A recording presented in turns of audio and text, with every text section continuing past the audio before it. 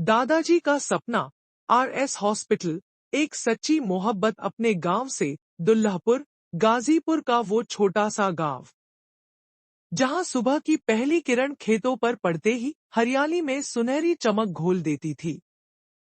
मिट्टी की सौंधी खुशबू, पेड़ों पर चहचहाते पंछी और आपस में जुड़े दिल, यही था दुल्लापुर। इस गांव में रहते थे रामावत पांडे, जिन्हें सब आदर और प्रेम से दादाजी कहते थे। उनका दिल इतना बड़ा था कि हर दुखी चेहरे पर मुस्कान लाना ही उनकी जिंदगी का मकसद बन चुका था। गांव में ना तो कोई अस्पताल था, ना ही कोई डॉक्टर। बीमारी के वक्त गांव वालों को शहर की ओर दौड़ना पड़ता था। कई बार समय पर इलाज ना मिलने से जान भी चली जाती थी। हर बार जब दादाजी किसी बीमार को देखकर लाचार होते, तो बस एक ही बात उनके मन में गूंजती, काश हमारे गांव में भी एक अस्पताल होता।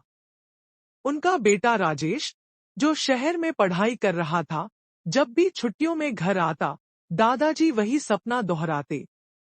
राजेश कभी हौसला देता, कभी परेशान हो जाता।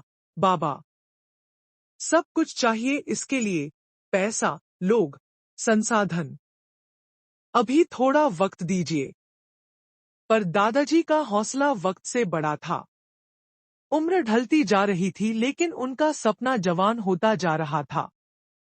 सपने को हकीकत में बदलने का फैसला एक दिन दादाजी ने अपने जीवन की सबसे बड़ी पूंजी पर हाथ रख दिया, अपनी पुश्तैनी जमीन। बेटा, इस जमीन का क्या करेंगे अगर इस पर रहते लोग ही ना रहें? इस जमीन से अब गांव वालों की जिंदगी बचेगी। राजेश ने पिता के संकल्प को देखते हुए पूरा साथ देने का वादा किया। गांव वाले भी एक परिवार बनकर खड़े हो गए। महीनों की मेहनत के बाद आखिर वो दिन आया जब गांव के बीचों बीच एक छोटा लेकिन सुसज्जित अस्पताल खड़ा हो गया, आरएस हॉस्पिटल, रामावत पांडे। पहले ही हफ्ते में एक गरीब किसान का बच्चा गंभीर बुखार में लाया गया।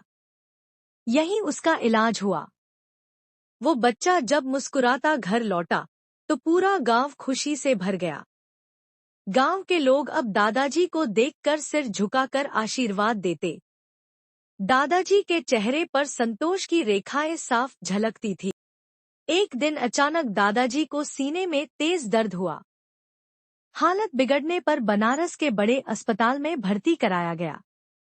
वेंटिलेटर पर लेटे हुए, जीवन की अंतिम सांसें गिनते दादाजी ने राजेश का हाथ कसकर पकड़ लिया।